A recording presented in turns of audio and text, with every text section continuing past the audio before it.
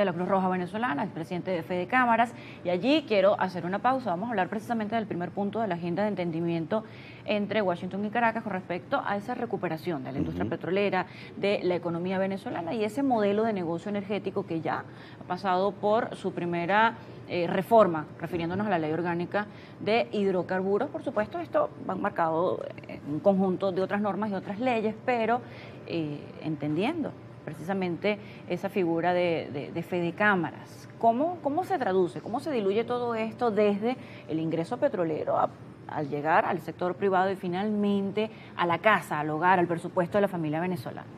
Bueno, primero el tema de que Venezuela se reinserte en una relación comercial con Estados Unidos, obviamente va a comenzar a traer otros espacios que estaban obstaculizados por la política pública americana. Por ejemplo, la intermediación bancaria, las corresponsalías bancarias, las aerolíneas, que empiecen a haber mucha más fluidez de aerolíneas, vuelos directos. Eso trae en consecuencia más puestos de empleo, trae en consecuencia más oportunidades para sectores comerciales, turísticos, servicios. O sea, en líneas generales se debería dinamizar un poco todo el aparato productivo venezolano. Obviamente eso se construye de una manera paulatina, poco a poco. Si eso es así, además entendiendo que ahora el petróleo venezolano no lo tienes que vender con descuentos por las sanciones, las rutas de los cargueros que transportaban el petróleo venezolano a su destino final, bueno, ahora bajarán los precios porque Venezuela dejará de ser un país digamos, de alto riesgo para quien prestaba estos servicios por las realidades de las sanciones y las propias realidades políticas que se habían generado en nuestro territorio. Bueno, la realidad es que todo eso debería hacer que la economía se vaya sincerando en favor del fortalecimiento de la moneda, de su poder adquisitivo, de un mejor control de la inflación y en consecuencia entonces el ciudadano tiene que enfrentar con menos violencia, si podemos decirlo de alguna forma, lo que significa la inflación, lo que significa el poder de compra de nuestra moneda, que es el bolívar, ¿no? Y además, eso también genera competitividad. Ahora, desde el punto de vista empresarial, tenemos un gran reto, que es, yo no soy proteccionista, pero también con el Estado tenemos que construir los espacios donde no se vea arrasada la empresa venezolana por las capacidades de empresas extranjeras que tienen mejores condiciones, que vienen de países donde el crédito fluye con gran afluencia, de países donde en los últimos 10 años no han tenido contracciones económicas, etcétera, etcétera, etcétera. Entonces, el reto es grande y esperemos que ese reto también se traduzca rápidamente en beneficios para la sociedad, es decir, ingresos, es decir, salud, educación, etcétera, etcétera. Allí es donde está el pulso de esa revisión de hacer las reformas a las leyes, a las normas. No solamente se hablaba de la ley orgánica de hidrocarburos, también de la parte tributaria, de la ley del trabajo, de comercio exterior, donde se buscaba también ese equilibrio de abrir la ventana, por supuesto, a la inversión extranjera, pero sin dejar de lado a quien ha estado a lo largo de estos últimos años, de estas últimas décadas, pues allí colocando ese granito de quien abría la Santa María todas las mañanas, allí, aún y a pesar de los obstáculos. Allí debe estar el pulso, justamente en esa modificación y en ese debate dentro de la Asamblea Nacional, pero por supuesto con la participación de la sociedad y del sector privado. Tomo la palabra paulatino, hablabas de esta recuperación paulatina, porque lo hablábamos fuera de cámara también. Precisamente esa condición de hacerlo progresivamente es lo que haría que sería sostenible, fuese sostenible en el tiempo cualquiera de estas modificaciones con respecto a los ingresos. No solo sostenible, también evitas lo que se llama sobrecalentar la economía.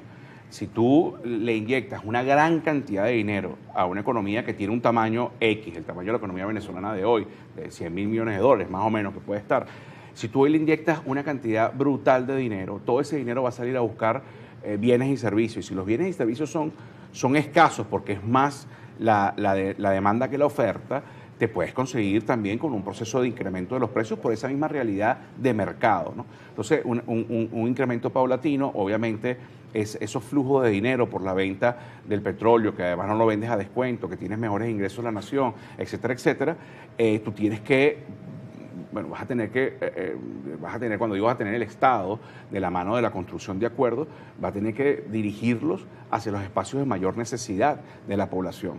Y esos espacios, algunos tienen unas eficiencias importantes que va a haber que trabajarla y que no van a solucionarse de la noche a la mañana, pero que ya pueden empezar a encaminarse para que en los próximos meses podamos ya ver resultados concretos en favor de la gente.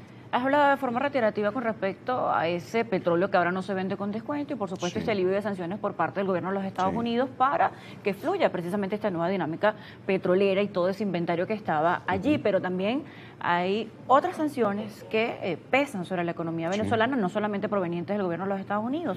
Esto abriría esa ventana para el alivio completo de sanciones para la economía venezolana. Bueno, ¿cómo ves este punto? Esperemos que así sea. El 10 de diciembre del 2019, en esta misma silla, declaramos que las sanciones habían sido tan nefastas como fueron en algún momento del proceso de expropiaciones, ¿no? Que lo que hicieron fue, las sanciones lo que hicieron fue profundizar un drama interno que ya nosotros que estábamos viviendo y que además ha hecho inviable la recuperación de una economía que en los últimos años ha tenido crecimiento, y eso es innegable, pero también ha tenido crecimiento se achicó tanto que cualquier crecimiento se nota mucho. Ahora lo que tenemos que hacer es que eso sea sustentable en el tiempo. Nosotros necesitamos por lo menos una década de crecimiento continuo para recuperar lo que éramos en el año 2013. Bueno, si tenemos ingresos petroleros, si se incrementa la producción, si hay inversiones que generen nuevos puestos de empleo, que además que profundicen y que recuperen la capacidad del trabajador venezolano. Aquí muchos años, muchos trabajadores capacitados se fueron del país, otros quedaron y bueno, con mucho esfuerzo intentaban ponerse al día. Toda esa serie de acciones al final lo que nos puede llevar es a algo tan maravillosamente lógico como un país normal, como un país que crezca y que pueda construir su éxito en base a sus propias virtudes y sus propias capacidades, ¿no? Ahora bien, ¿cómo ve Ricardo Cusano, por ejemplo, este equilibrio entre modernizar, actualizar el modelo de negocio energético que tiene Venezuela? Mencionábamos ya el primer paso con la reforma, la ley de hidrocarburos, pero ¿cómo se logra esto de modernizar el modelo de negocio, pero siempre protegiendo el carácter de nacionalización, que ya es un sentimiento? Hablabas precisamente de esa soberanía, y la nacionalización del petróleo forma parte de lo que ha sido el desarrollo de la soberanía venezolana. ¿Cómo se conserva, cómo se combina? A ver, creo que no está reñido si hay reglas claras, si podemos ser un actor en un mercado internacional donde tengamos nuestra capacidad de ejercer nuestras propias decisiones, pero además no es solo la relación con el mundo exterior, o sea, con los otros países, con la inversión extranjera, es también la oportunidad. Creo que esta nueva ley le abre un espacio a la inversión nacional privada en el sector petrolero, cosa que no ocurría en el pasado o era un poco más compleja, bajo el estamento legal anterior, aunque en los últimos años habíamos visto algunos inicios de la inversión privada venezolana. Pero no hay que tenerle miedo a esos desequilibrios. Lo que hay es que trabajar para que no existan y lo que hay es que tener en consideración la voluntad de inversión que tenga el local también, ¿no? Bien, Avi, así como existen estas reformas que están en puerta para diferentes normas y diferentes leyes para poder combinar al empresario nacional con el empresario extranjero, hablabas de la creación de fuentes de empleo que naturalmente van a venir con el desarrollo, con la amplitud de toda esta recuperación de la industria petrolera. Algunos analistas han señalado puntualmente algunas modificaciones que necesitaría la ley del trabajo. Algunos hablan de que genera presión sobre el empresario venezolano, otros lo ven como una protección también para el empresario venezolano. ¿Cómo ves esta combinación de la ley del trabajo teniendo en cuenta un escenario donde no solamente el empleador va a ser nacional, también se habla de pequeñas industrias técnicas, pequeñas partes técnicas extranjeras?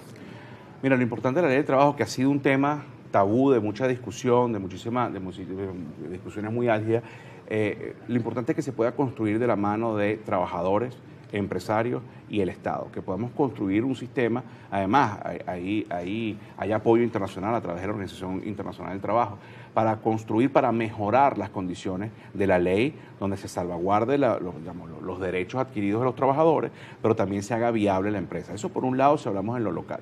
Si hablamos con respecto a lo extranjero, ahí hay un tema que yo espero que no haya alguna diferenciación entre la inversión extranjera y la inversión local, sino que se pueda armonizar un sistema que favorezca a todos y no exclusivamente. No estoy diciendo que eso va a ser así, pero que se evite. Siempre quien juega local lleva la ventaja, se supone, en teoría, o se espera, siempre quien juega local lleva la ventaja. En teoría, pero bueno, lo que tenemos que evitar es que también se nos pretenda imponer un sistema laboral distinto al nuestro por una inversión extranjera, ¿no? Bien, gracias por estar con nosotros en Primera Página. Ricardo Cusano, empresario, expresidente de la Cruz Roja Venezolana, también expresidente del importante gremio en Venezuela.